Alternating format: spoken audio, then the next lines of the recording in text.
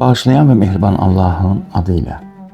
Əziz müsəlmanlar, İmam Zaman əleyhissalam zuhur etdikdə onun xüsusiyyətlərindən biri də budur ki, mələklər və cinlər aşkar olaraq imamın əskər və köməkçilərindən olacaqlar. Digər bir xüsusiyyət, Həzrətin mübarək vücudu sayəsində bütün insanların ağılları kamilləşəcək.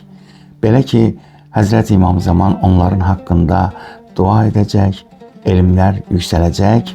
Habil öldürülən vaxtdan ta bugünkü günə qədər insanların qəlbində nə ki, kin, küdurət, çatışmamazlıq, çirkin əməllər, paxıllıq, qəsavət vardırsa, hamısı bir dəfəlik olaraq silinib gedəcəkdir aradan. İmam Zaman əleyhissalamın getirəcəyi yüksək elm və bolluca hikmət insanların qəlbinə hakim kəsiləcəkdir.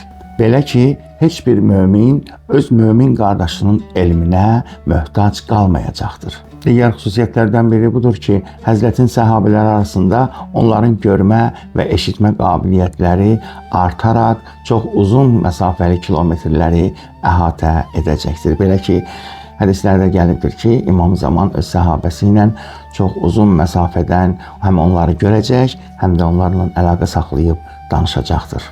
Həm də qeyd olunubdur ki, sahibə zamanın əshabələri çox uzun ömürlü bir insanlar olacaqlar ki, onların ömürləri həddindən artıq uzun olacaqdır.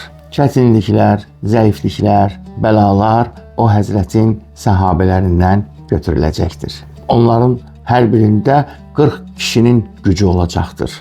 Qəlbləri isə dəmir parçası tək möhkəm olacaqdır. O Həzrətin nuru cəmaatın günəş və ay nuruna olan ehtiyacını ödəyəcəkdir.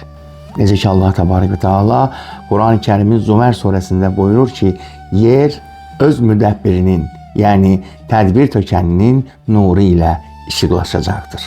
Təfsirlərdə gəlibdir ki, yerin tədbir tökəni İmam Sahibə Zamandır.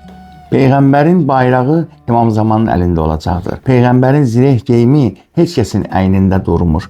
Təkcə İmam Zaman əleyhissalamın əyninə, Peyğəmbərin əyninə oturduğu kimi yaraşır. O Həzrətə Allah tərəfindən bir minik verilmişdir ki, o miniyin vasitəsilə imam ürəyi istədiyi uzaq yaxın məsafələrin hamısını qət edə bilir. Bu həqiqətləri nağıl sayıb üstündən vaz keçən insanlara isə sözüm budur ki, darıxmayın, az qalıbdır. Allah Teala tezliklə İmam Zaman ağanın zuhurunu bizlərə nəsib etsin inşallah.